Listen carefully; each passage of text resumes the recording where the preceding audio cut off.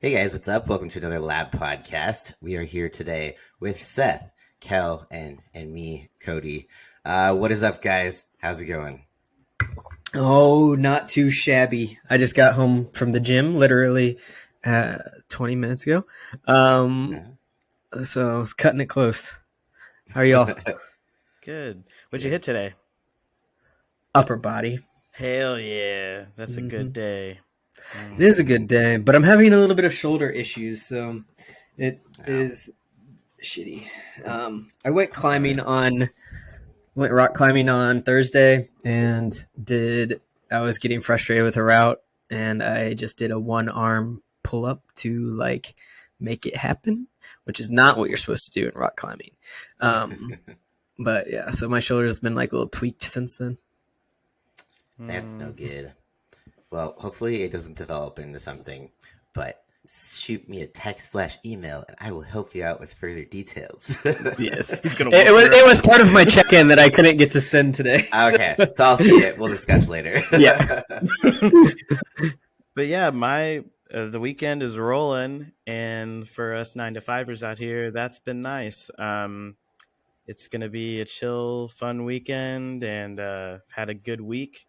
A back to basics week, I guess you could say, and better, And full disclosure to anyone listening, I did have some issues with binging about a week and a half, and you can come back from that. It sucks, and you feel like shit about yourself, but you don't have to give in to those things forever, because that's what makes the ultimate difference is, course correction. Course correction. Yeah. It's it's kind of a lifelong journey type of thing, and progress isn't always linear. Sometimes, it's also just because, you struggle with it for a time being doesn't mean that it's your new normal, and you just are hopeless and it's never going to stop. So yeah, it's the whole thing. You can't fuck it up unless you quit, or you don't fail unless you quit. So yeah. Yeah. How you doing, Cody? Good.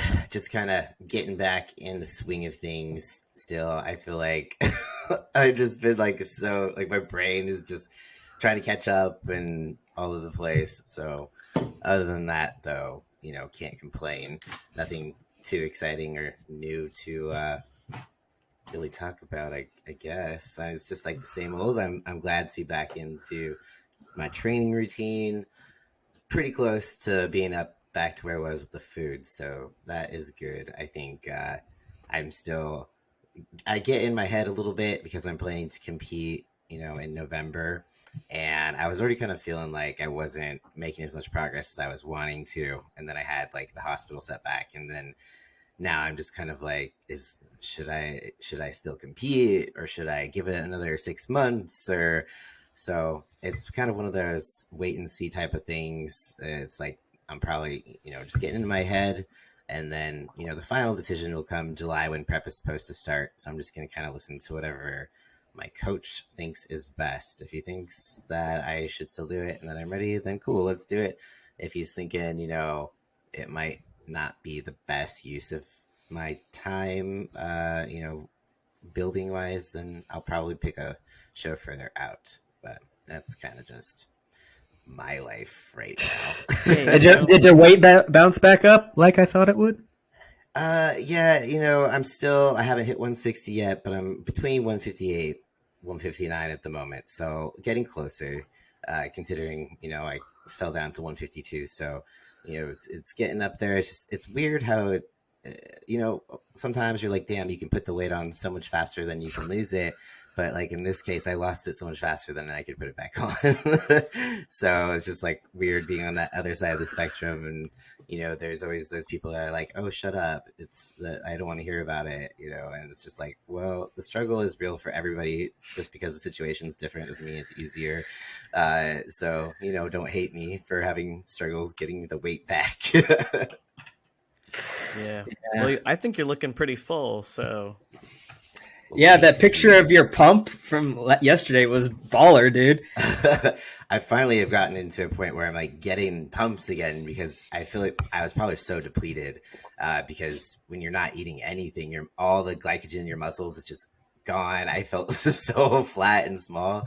So I think I finally kind of built up those stores again. So I'm able to get a pump. And that's definitely helpful mentally. Because for a Yeah. second, I was just like, not even able to get a pump in the gym. And like, that's like the best part, right? You know, Arnold, you know, just orgasming all the time. So I was missing out on that.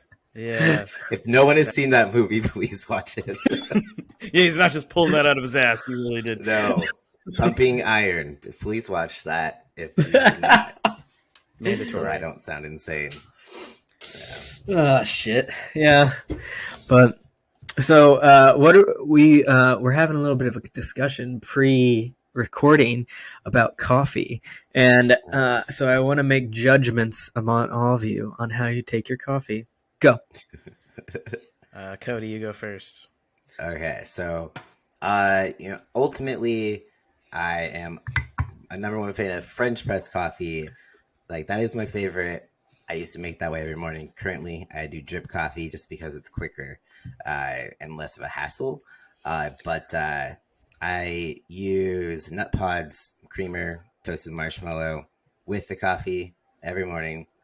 So just coffee and the nut pods creamer, and that's how I drink my coffee. Are you picky about your beans? I'm, you know, not really, not particularly. I use the Sprouts organic breakfast blend. I used to, you know, now that I've tried different varieties, I tend to stay away from the Starbucks variety because it's very dark. It's Burnt. almost has that burnt bitter taste to it. So I don't mind Starbucks, you know, going to a location, but their beans, when you take them and use them at home, not so great. So I will always search out. I'll go for Pete's over Starbucks, or whatever store brand like Sprouts because it's cheaper and actually it's pretty decent. So yeah, I will grind my own beans if I have time, but lately I've just buying the ground because I do the drip coffee. So yeah. So semi bougie. Semi, but also I'm kind of I have trashy coffee tastes. I'll drink anything if I need to. Yeah. See, that's kind of, it's kind of like with pizza. Not to always talk about pizza, but like all pizza is good. Even bad pizza is good because cheese. Oh, I disagree. I disagree. I'll eat about that. I'll eat any pizza. It could be like I've seen those things, you know, people review like the worst restaurant, like the worst pizza joint in their town, and I'm like, man, I would eat that pizza. I would eat that pizza. I don't discriminate when it comes to pizza. Oh my gosh. Fine. This is a slightly offshoot of a tangent, but I have to ask you guys. So here in Ohio, we have this like small town that's like, I don't know, like an hour and a half east of us, of me in Columbus. It's called Steubenville, and they have Steubenville style pizza, which Steuben, EU. Oh, that's a really awful name. Whether it's stupid or Steuben, I don't know. But it's they have a couple stores in town that sell it. But essentially, what happens is they cook the crust and the sauce, and then they pull it out of the oven and then throw the toppings on. So it's what I call sushi pizza because it's kind of raw, kind of melty. It's very interesting, but it's amazing. I would. Wait, so I just say that again. I had an ADD moment. So they cook the pizza with the sauce, and then they throw and the crust, the sauce and the crust. They pull it out of the oven, and then they put the toppings on. Oh, okay. So it only gets a little melty. Gotcha. The vegetables stay crunchy. Mm-hmm. They don't have vegetables, I'm assuming. Or I don't think so. No, just pepperoni or cheese. Those are your options. Though I would say that I am a topping slut. Was a little weird to say. More toppings are better, preferably large amounts of vegetables and different textures. I'm like a supreme with like mostly raw vegetables on top. But I digress. My coffee situation is a little obnoxious. I've known people who are worse, but I'll drink anything like Cody, but I just kind of have to tamper my expectations because at home I grind my own beans, Usually I like to have actual Kona beans from Hawaii. That's my absolute favorite. It's the best coffee in the world. It's all, super fair, blah, blah, blah, fair trade, blah, blah, blah. Or a good one too is like Black Rifle, or we talked about this before. It's the one that has death in it. Death Proof. Yeah. Is it Death Wish or something? Death Death Wish. Wish. It's Death Wish. That Okay. one's pretty good, but I like dark roasts. I like it to be kind of, complex flavor. I grind my own beans, and then I have a Like Ninja fruity coffee notes? maker. Or... Yeah, A Ninja coffee maker? So Ninja coffee maker is superior because the way that the drip comes down, it's like a spray, like a shower spray. So it's very even, and I've noticed an improvement, and it doesn't cost a whole lot more than a standard drip, and the coffee tastes better. So yeah, I'm that guy. And I also use the nut pods like Cody. Nice. How about you, Cal? See, I feel like we've become Goldilocks now because I am like the trailer trash version of any coffee. It's fine. I often drink gas station coffee, but I have. I thought you were gonna be like, I often drink gasoline. And so I mean, Maddie just made me Same gasoline, so. Motor oil. But I usually get chock full of nuts. And I make it in my drip coffee, my Mr. Coffee that I've had for 15 years, that I've probably cleaned twice. So that's my style. That's probably why Maddie made you some syrup. It's just pure residue for the last 3 years. That's why it's motor oil. It builds the immune system. Yeah, that's manly. Yeah, that's why you got that beard coming in now. Yeah. It's actually just the residue. I just take a little toothbrush and It's the coffee beard oil that you created. We're gonna start selling it, you guys. So on April 30th, April 21st, we're gonna have Kel's motor oil for sale. That sounds cool. That is a thing. Coffee scrub. I've used it. Yeah. But yep. So that's my style. I do. There was this place. So I used to go to Georgia a lot back in the day, and there's this place that's like a German restaurant that's like a bakery and a brewery, and their thing was a pecan coffee porter, and they make their own coffee, roast their own beans, and then they use that coffee in their porter. But they sell the coffee beans, and it's probably the best smelling coffee I've ever had in my life. So that was in Atlanta. Gotta go. Yeah. just for that, gotta go to Atlanta just for that. And the aquarium. They got like the biggest aquarium or whatever. You ever been? I haven't been there, but I think they have a whale shark. They have whale sharks, plural. Oh. Yeah. Wow. I have to ask, what do you guys think about flavored coffees? Like, like the beans that are like vanilla or caramel or whatever. Do you like them, hate them? I am indifferent, to be frank. As you can tell, my coffee tastes are very sophisticated. I don't care. I did used to go get this cold brew at a place in town that was blueberry coffee that was shockingly good, but I only ever had it in cold brew form. That makes sense. I feel like that'd be good in cold brew form. I feel like you get away with stuff. Oh yeah, I feel like you get away with stuff more with cold coffee because you can add stuff to it, and like, it can make something that would probably taste bitter or off hot can taste more palatable cold. I've had it before, but I can't get away from the fact that most of them taste like chemicals, and I do not like that at all. I've read like, they'll be like, oh, it's real vanilla extract. I'm like, I don't know if I believe you. It doesn't taste like it to me. It's like, okay, well, your vanilla extract tastes like shit, so like I'll just add my own at that point. Like if I want coffee that bad. That's what I've tried them, and there's like hazelnut and stuff like that, and it does taste chemical, or like someone snuck some sugar-free something in there, and it's just not ideal. Like if I want flavored coffee, I will add it. And then I'm kind of a weirdo where my morning coffee and afternoon coffee differs depending. So like morning, I don't like sweet coffee. I don't want anything in it besides just a little bit of nut pods and then the coffee. But afternoon, it's usually a cold brew, and I'll do like sugar-free vanilla with, oat milk or something like that. So it's something about the afternoon. I'm just like, yeah, let's make it cold and sweet. I do the exact same fucking thing. I get cold brew more often when I'm out and about. I'll make it at home because like we have this like little maker thing. I don't know, it's from Aldi, but I like cold brew a lot when I'm out and about because I can chug it. Yeah, and it's refreshing, kind of. Yeah. It's like I want some caffeine, but I also need some refreshment. So Yeah. that's why cold brew is, especially in the summer, it's this like Yes. most refreshing. So Yeah, that leads me to another question, Cody. How much caffeine are you consuming? it depends because so I've got my morning coffee right here, but I tend to only drink like half of what I actually pour myself.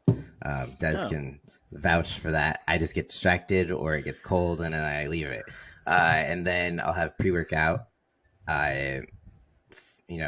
which is maybe about noon or so.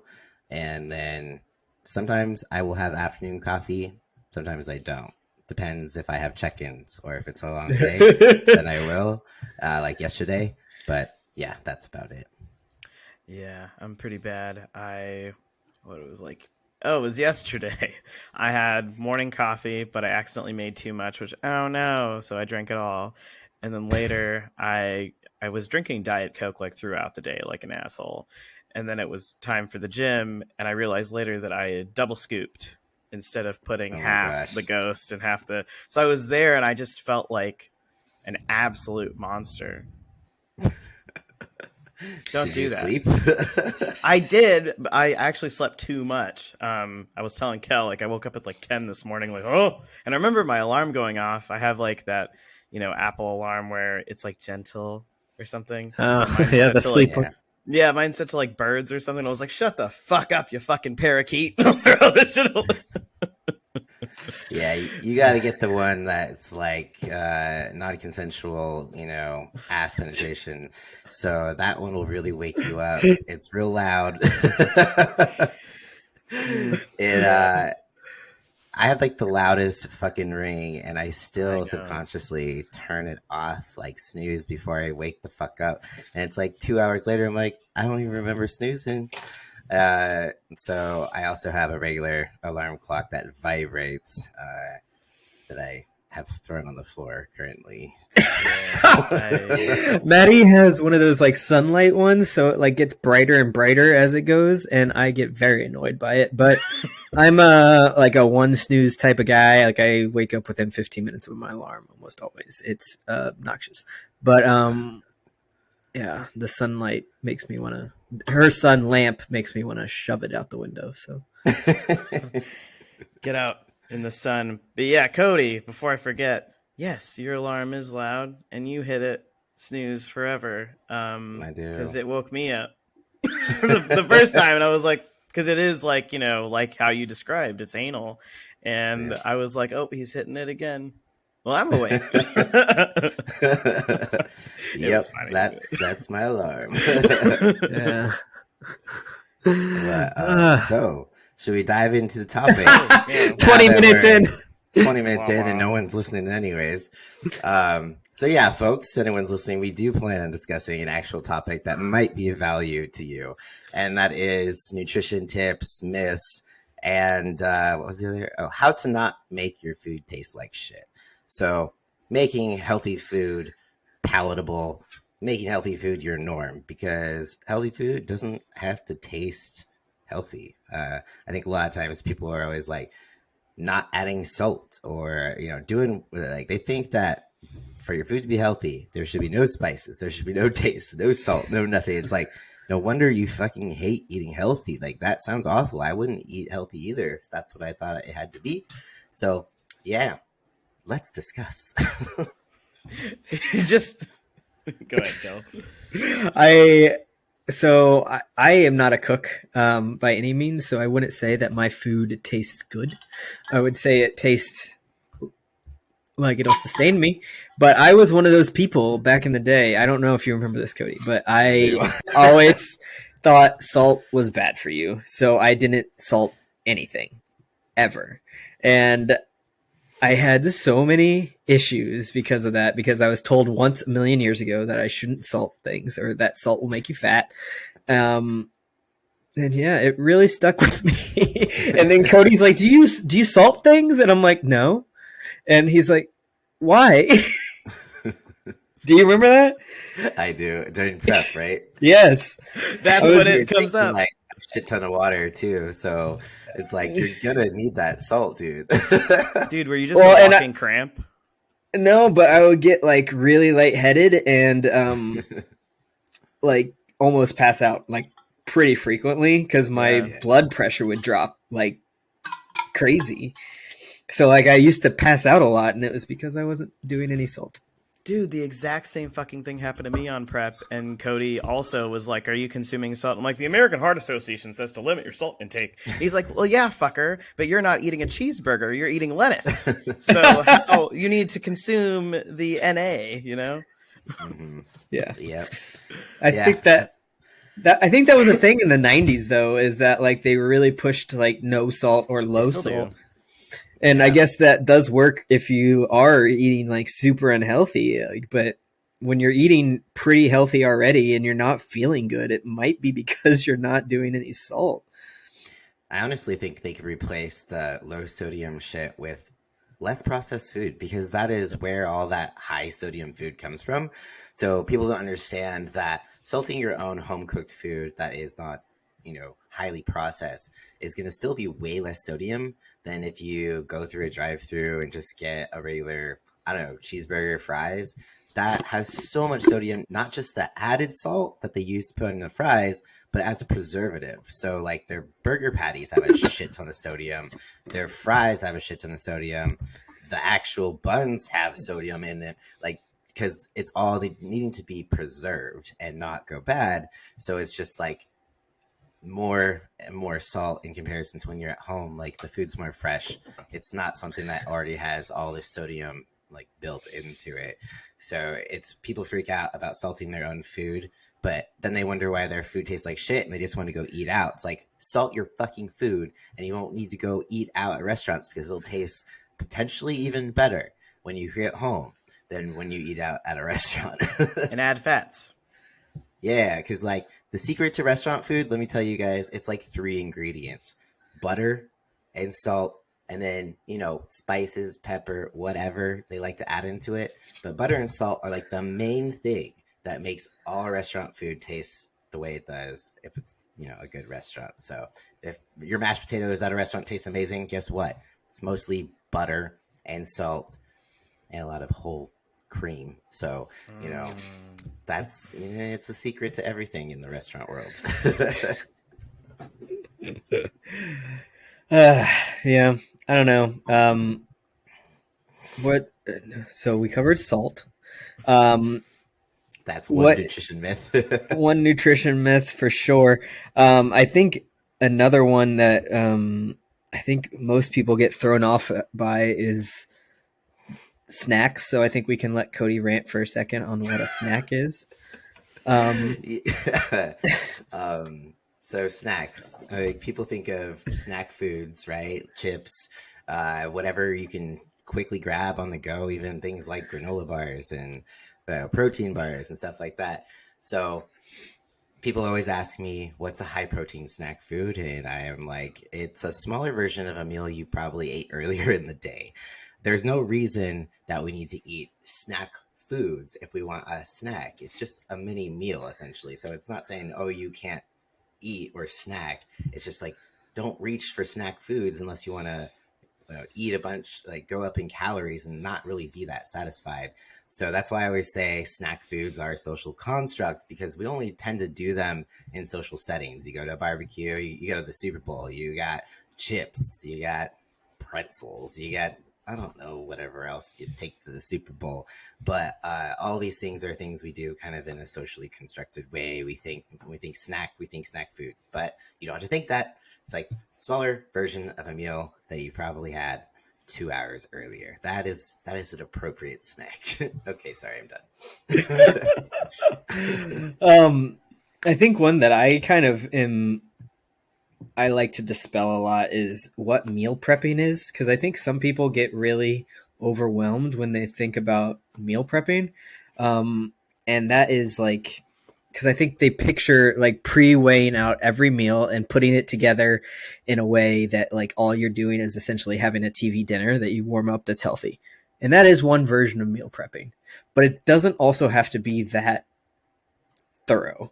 Like, so like what I do with meal prepping is I make a couple proteins, a couple carbs that I can put together in different fashion to make meals. And you can change how they look and taste throughout the day, or like from day to day. Like if you neutrally flavor whatever you're making, you can add different sauces, add different seasonings post pre-cooking, and kind of just throw them together as they go. And that means you can have different meals throughout the week, and you don't have to eat the same damn thing.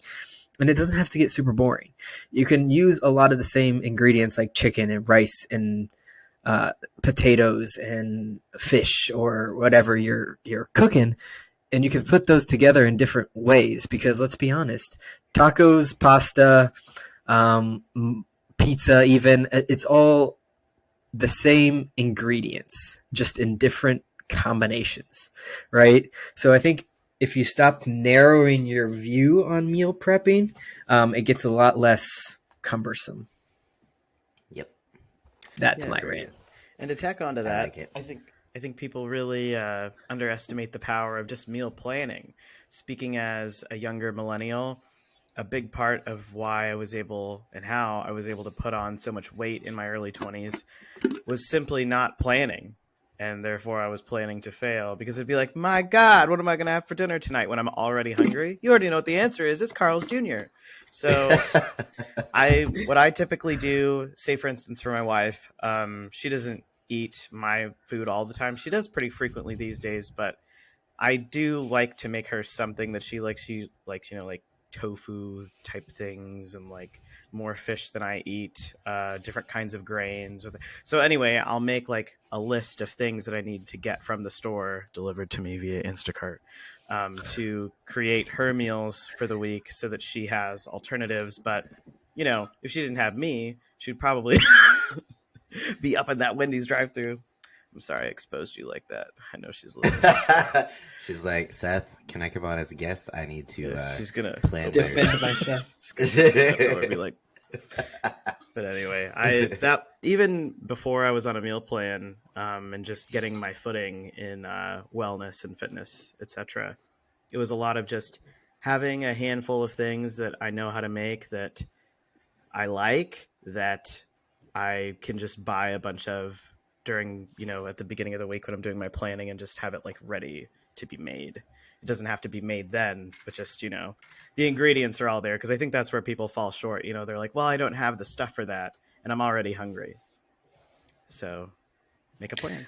Yeah. Well, and I think another thing to kind of zero in on something you said is like that you liked. And I want to kind of point out, like, you don't necessarily need to love every meal that you're eating. We can kind of take our emotions out of eating and what you're eating, because it doesn't really matter. We're trying to care for ourselves.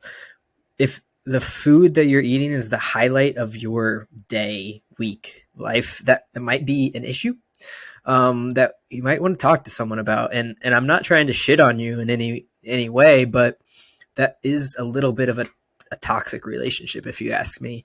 You kind of need it to be good enough. And I think there's a lot of things in fitness, wellness, nutrition, that all you're aiming for is good enough. Yeah. You don't have to be perfect. You don't have to love everything that you're eating. You can appreciate it. You can say, this is what it is, and that's fine. Because let's be honest, you're going to enjoy that for what? I eat in 2 seconds, but most people, I think, eat a little longer. So it's a half hour. Just get it down. You don't have to hate it. I'm not saying that you should eat only things that you hate, but you also don't have to love it. It can be just good enough. Yeah. Totally. I do think that that's on like the spectrum of where people are at with their journey around food addiction or eating emotionally. There's a lot of fear for people when they're starting out on, say, a fitness journey of like, am I going to have to give up everything? You know, because food is cultural, food is communal, all these things.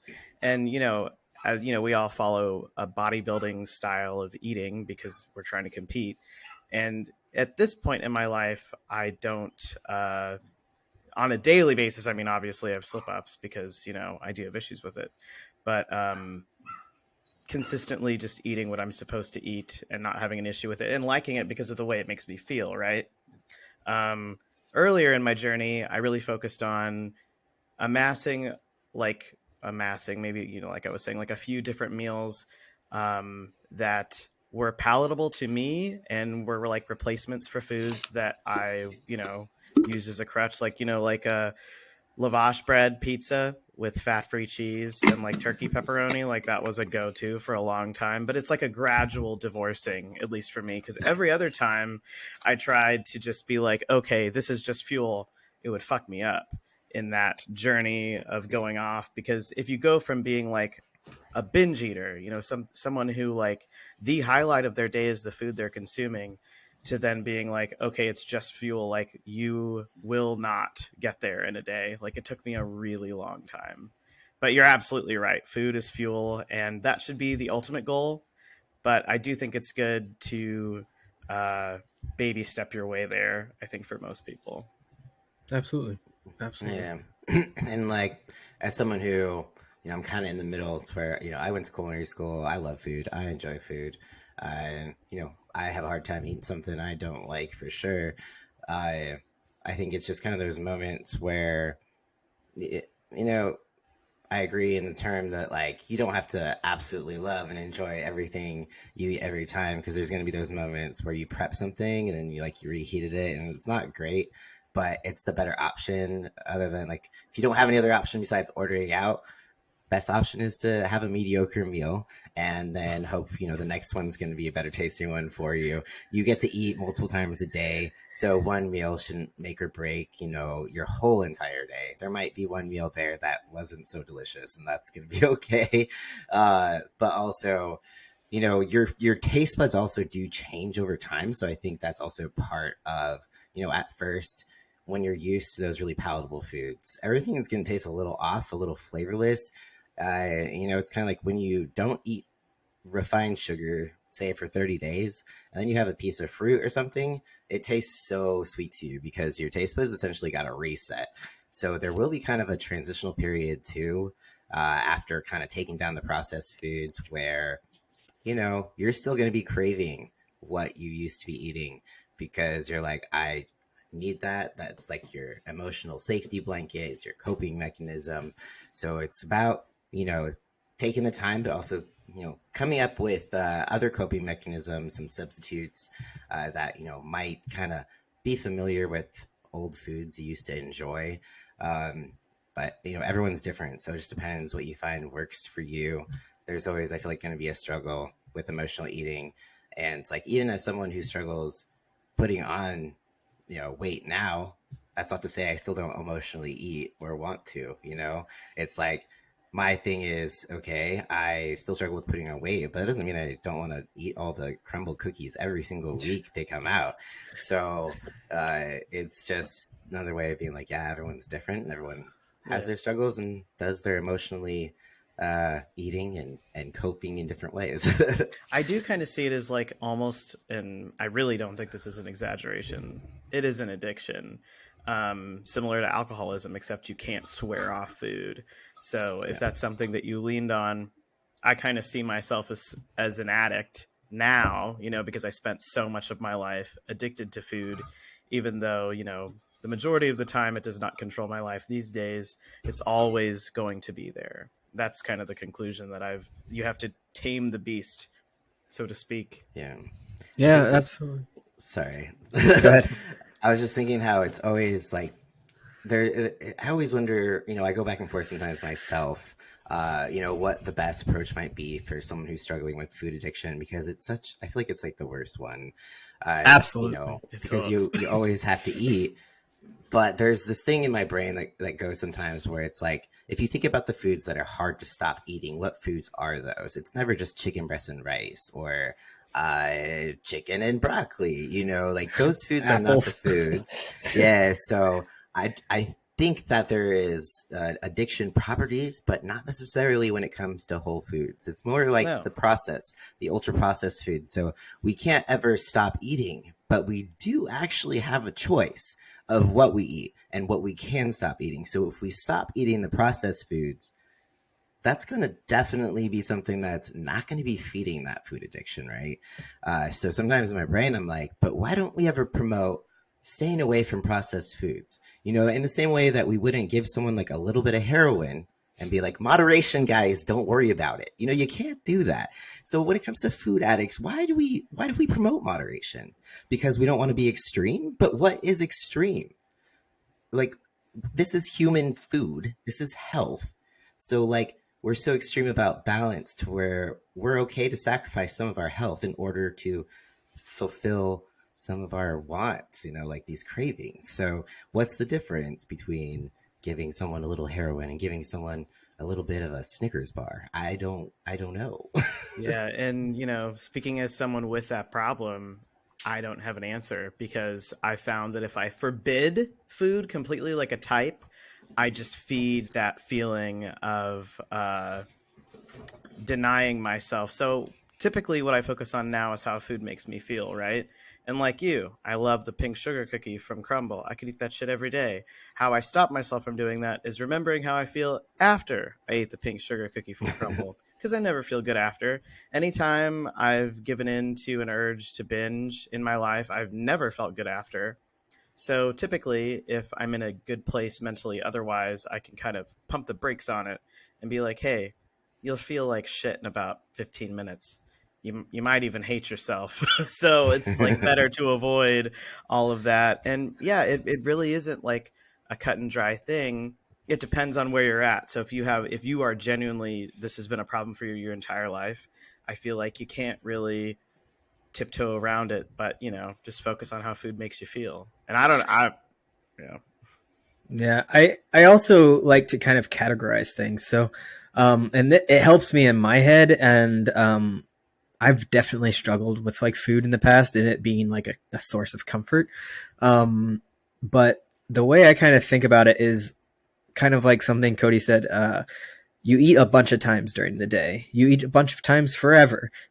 None of this food is going away. If anything, we're becoming more and more processed. And so the way I kind of separate it and make it something in my mind is there's memory foods and then there's foods I eat on a daily basis. So memory foods are more like those ones that I want. So like birthday cake, ice cream, Thanksgiving. I don't know if like whatever like traditions and like memories that you have the thing, it's more than just the food. It's nostalgia, or it's having time to celebrate, or it's having time to be with your community. And those are the times that I don't necessarily want to be bringing chicken and rice if I'm not under prep. Those are times that I'm going to allow myself to eat and eat what's there, or have an extra something.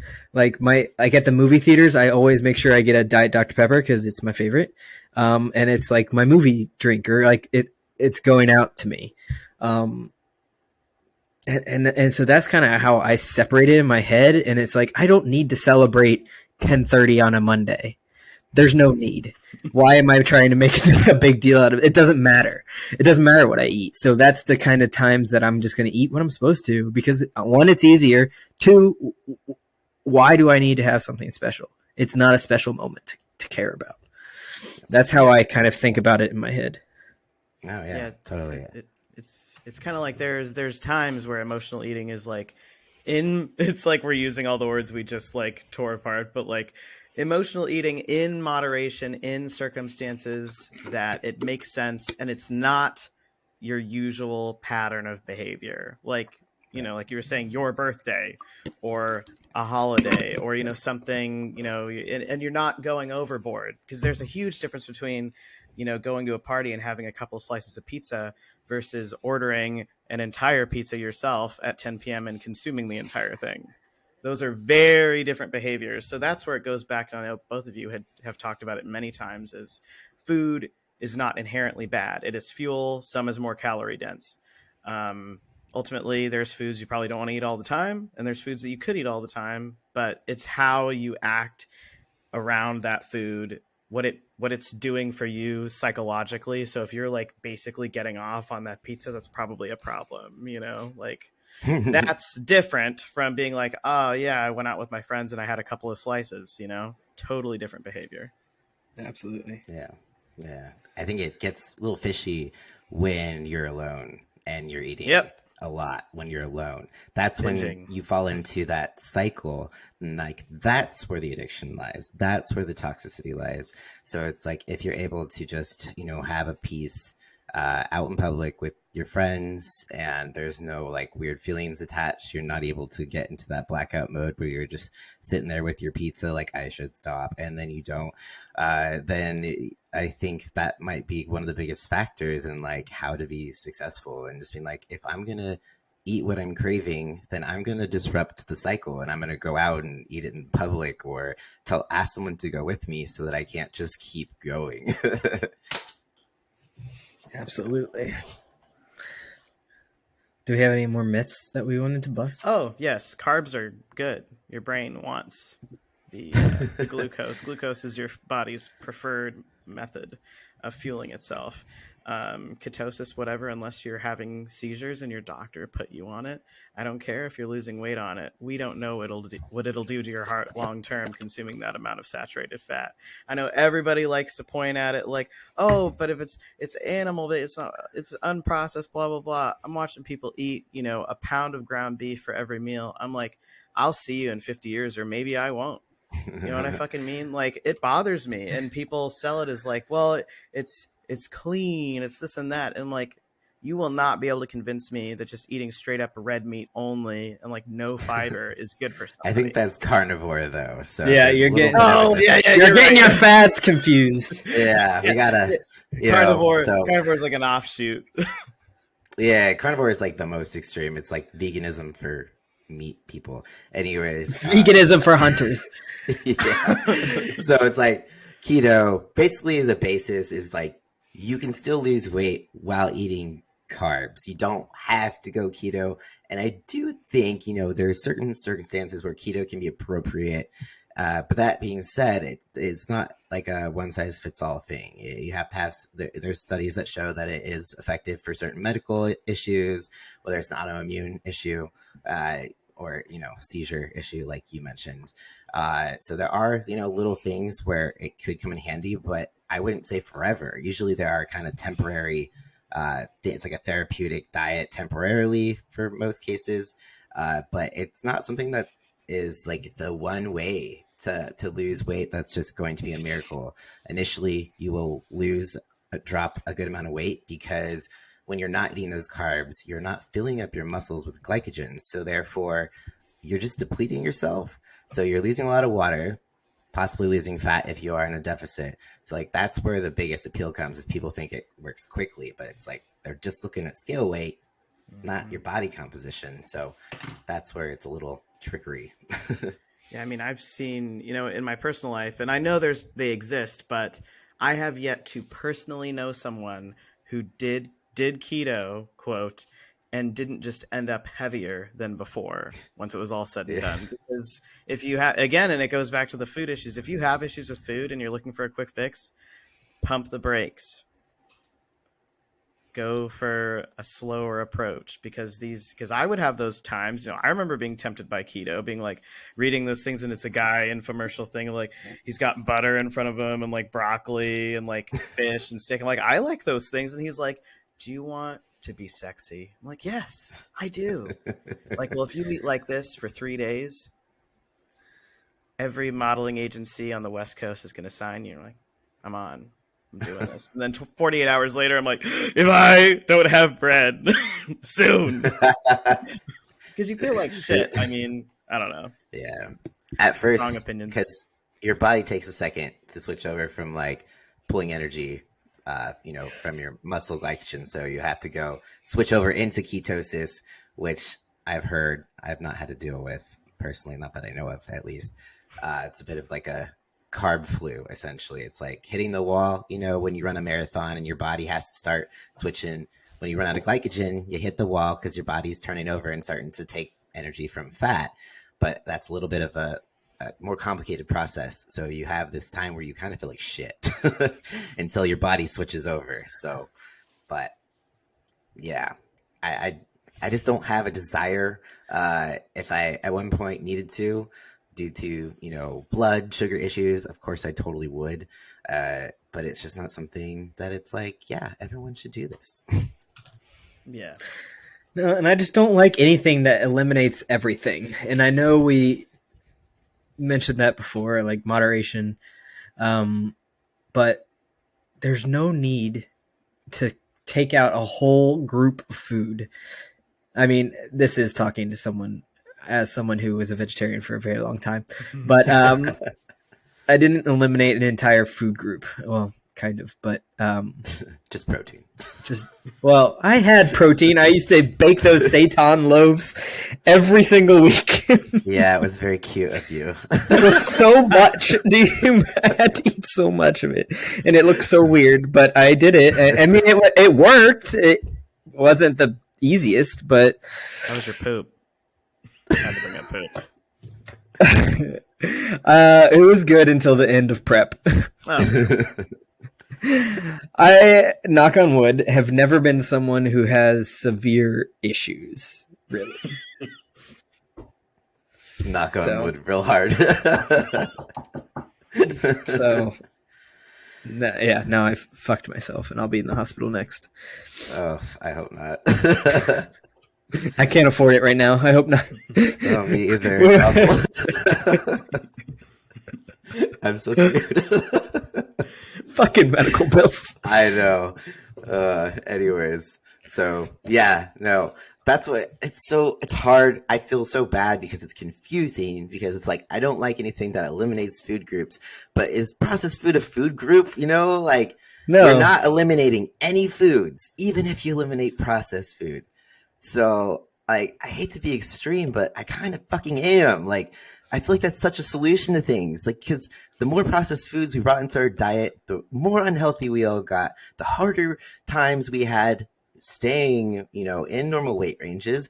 And no one on my 600-pound life eats anything but processed food. So if we just barred them away and be like, here is all the food you want, and it's just literally vegetables and protein and fruits, do you think they would still be 600 pounds? Okay, so I have to get on my soapbox real quick. Go ahead. So I agree with you, Cody, and here's it's going to take it a little further. So into conspiracy land. So welcome to the Joe Rogan podcast. Let's go. So I have this big thing. So I live in a gentrifying area of Columbus. And mind you, I'm in the Midwest, so everything is pretty easy here. But with that, like the grocery store differences are a real thing. And food deserts are a real thing. And like in my neighborhood, I have 3 carryouts I could walk to that are beer and processed food. So you're going to see all the snack food, like gas station, essentially without gas. And for a lot of people who are struggling financially, that is what's available to them, bar none. And if you don't drive, then you have to get on the bus to go to a real grocery store to find food. And then you have to bring all that back. While real fresh food is more expensive. Yes, you can get canned. Yes, you can get frozen. But if you wanted to get like really good, healthy stuff, it is expensive. And it is not easy to get for everybody. And this is why, in one of my opinions, this is one of the major factors of why the U.S. is so unhealthy, because these food deserts exist, because the healthy food is harder to get than the processed food. It's more expensive. It's harder to transport.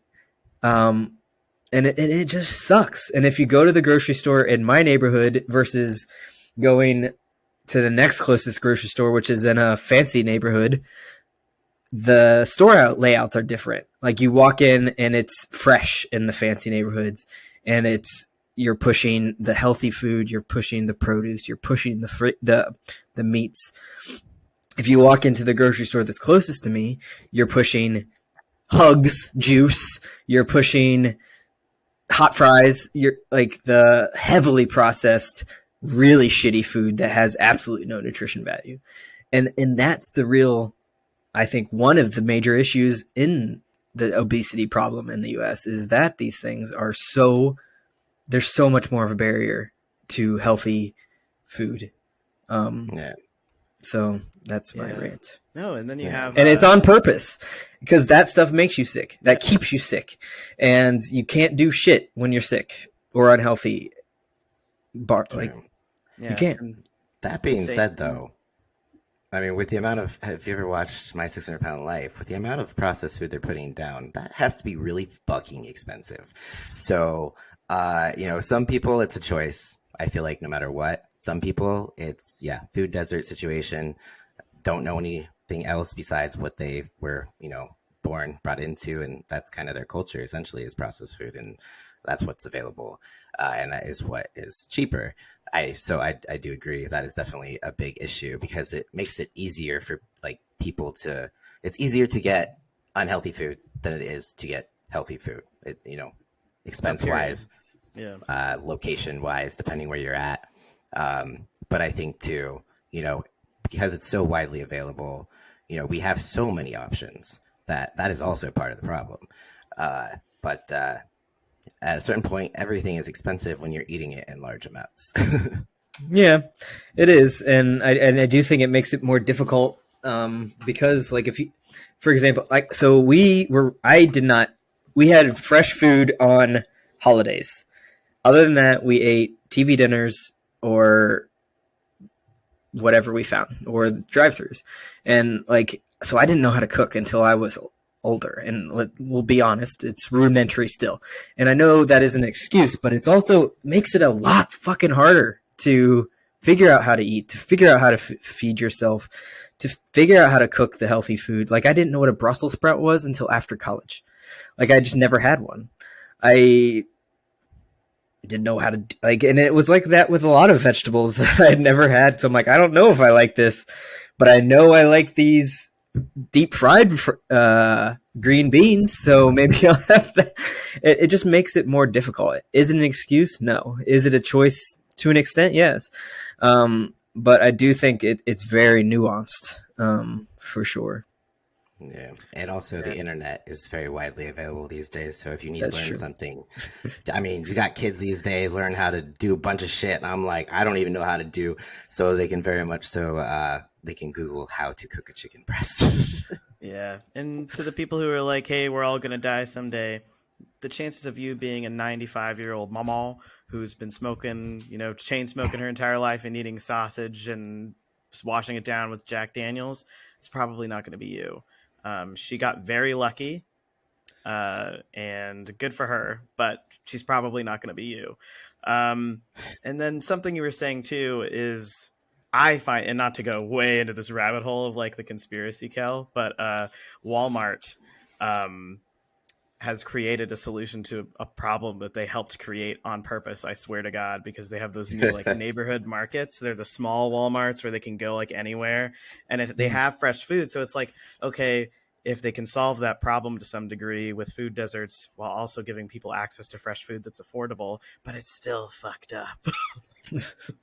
It's still fucked up. And then you look at, I was actually fascinated by this topic recently and started reading about how World War II, like post World War II prosperity is why we're in the situation we're in now, because it's so profitable to create these like in the lab foods that are designed to be addictive, that in conjunction with, increased portion sizes that have just continued to grow. I think we're finally actually starting to roll back some things because our generation and the younger generations want fast and healthy. So you're seeing more options, I think, with that. It's still not great, but I do like the increase in, I feel like, health consciousness for the younger people.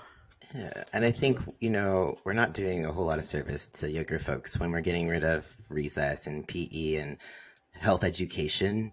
I feel like education is such a big aspect of things because otherwise, how are you going to know what is good for you? Like, what is healthy? As a child, I didn't know shit. We didn't Food have, pyramid.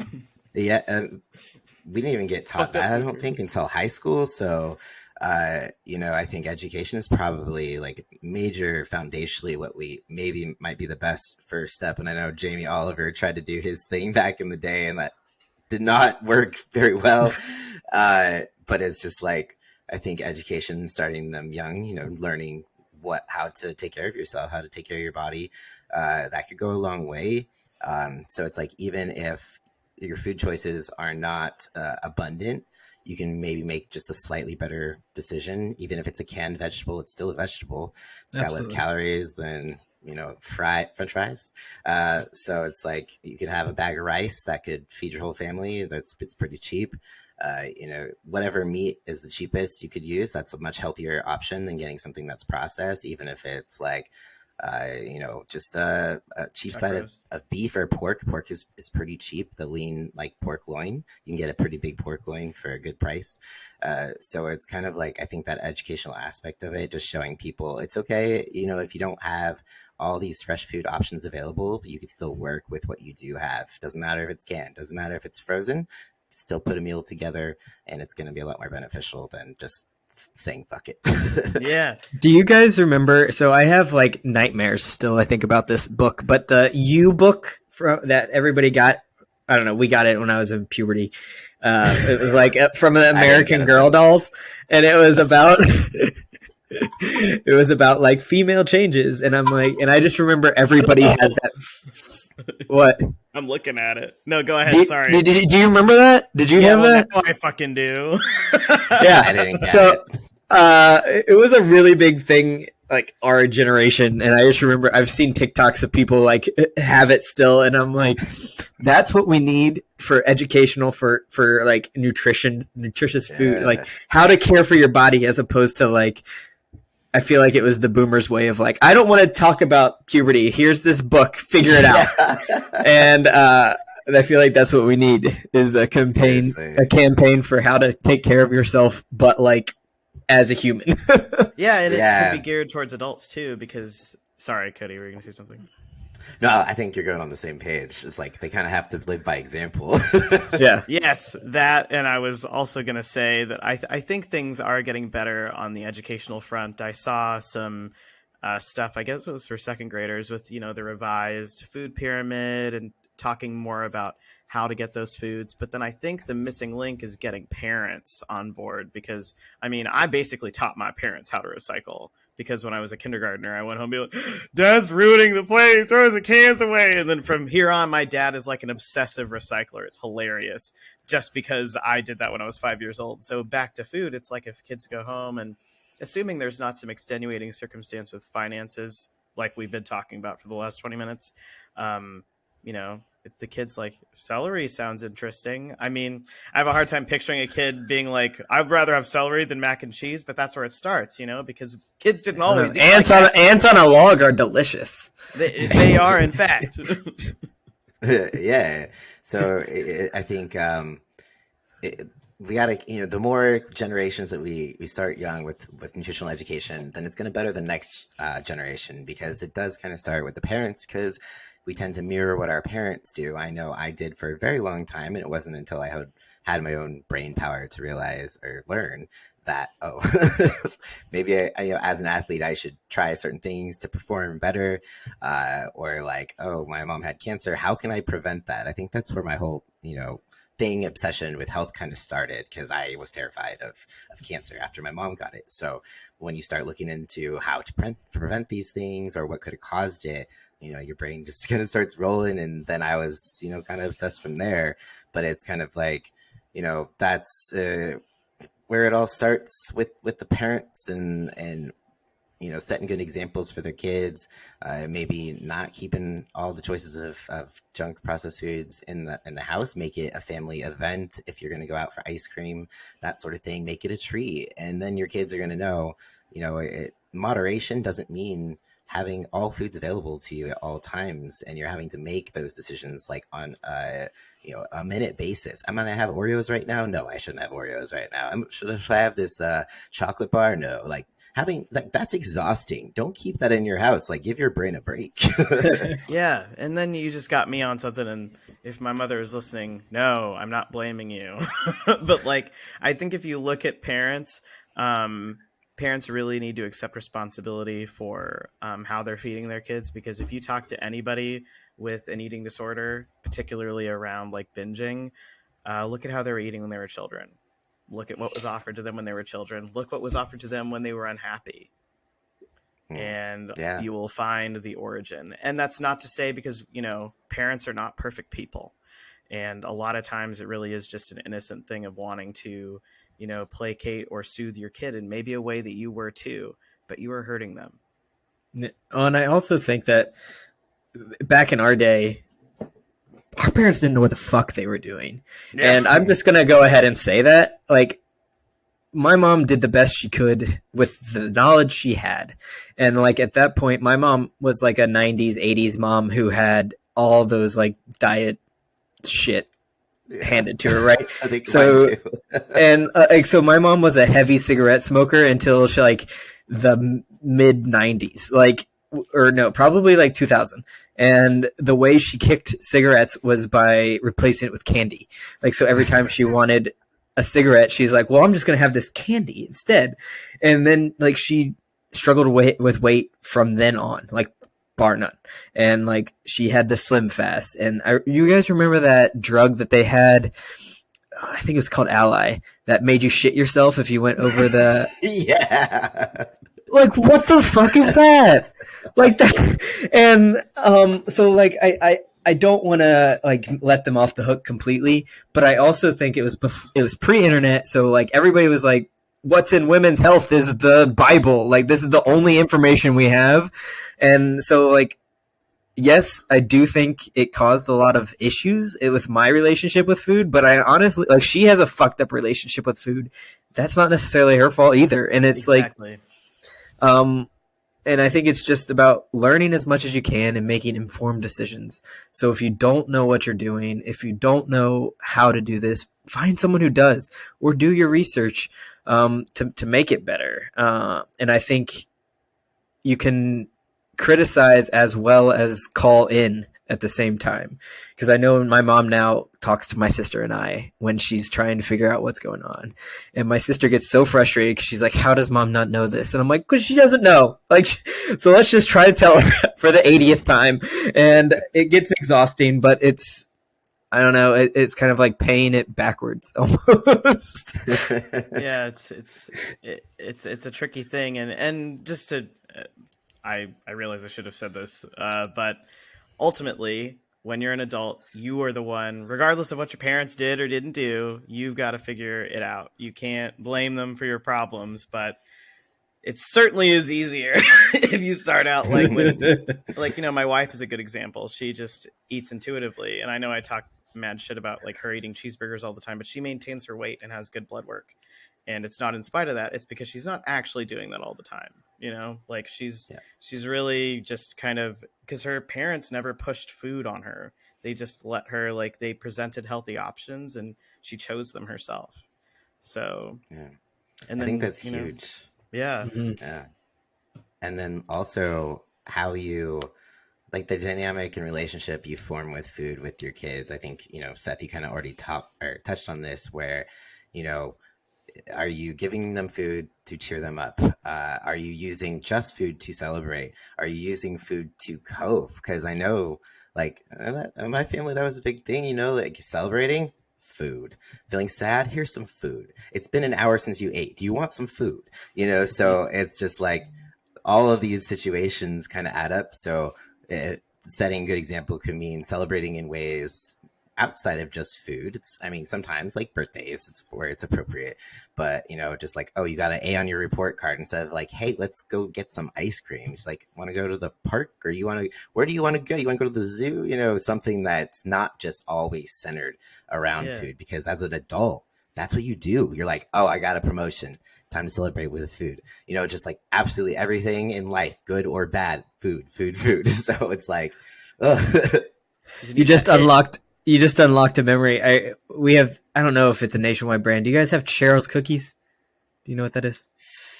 I don't think so. Okay, so it's another cookie shop. But I remember every A you got in your report card, you got a cookie. So like if you had like 12 A's, you got 12 cookies. And oh shit. We went every single report card. Something similar too. I remember specifically in third grade, my teacher was like morbidly obese, like she could barely walk. She was a lovely woman. But once you got your times tables down, like once you passed, those little like the speed tests up through, times 12, you got a commiserate amount of scoops of ice cream. So I'll let you do the math real quick. 12 scoops of ice cream for a 9-year-old. Oh, it's a lot of ice cream. I feel like that needs like a permission slip signage for that one. My mother was parent. Yeah, I know. My mom was like, when I go like, Mom, I got 12. I mean, obviously I didn't fucking eat it all. I didn't have room, but I certainly tried. Because I earned it. And even she was mortified. And my mother's never been a big woman, so I think she was just like. And then people make assumptions, because of the teacher. Do I think those things are related? Yeah, but I mean. It's hard to say it wasn't. So it was your teacher's fault. Not your mom's. It was your teacher.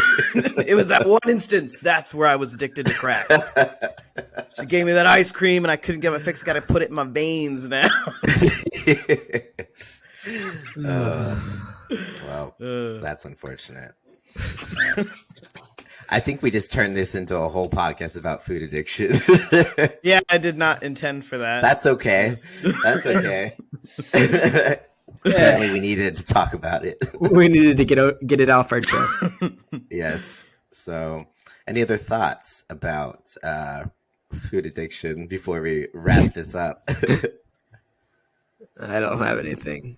I think I would love to have like an actual maybe psychologist or something come on and talk about this topic specifically, because it's like, I've done some studying into it, but obviously not a psychologist. I'm not an addiction specialist, but it'd be kind of cool to have someone specifically that worked. Dr. Now would be the shit, but I'm just kidding. He's kind of the worst. I don't know who that is. What? No. Okay. Crime. Yeah, shame. That is a crime. I'm gonna send that to you very soon, Kellen. Your homework is to watch that as soon as possible. While you eat. Yeah. But yes, do we want to talk about the power talk? Yeah, let's do it. All right. So today I picked, because we knew we were going to talk about food, so I picked a quote from a guy, M. Scott Peck, from The Road Less Traveled. And so here's the quote. So, delaying gratification is a process of scheduling the pain and pleasure of life in such a way as to enhance the pleasure of life in such a way. Hold on. I just screwed up the quote because I'm not good at reading. Let me try this again.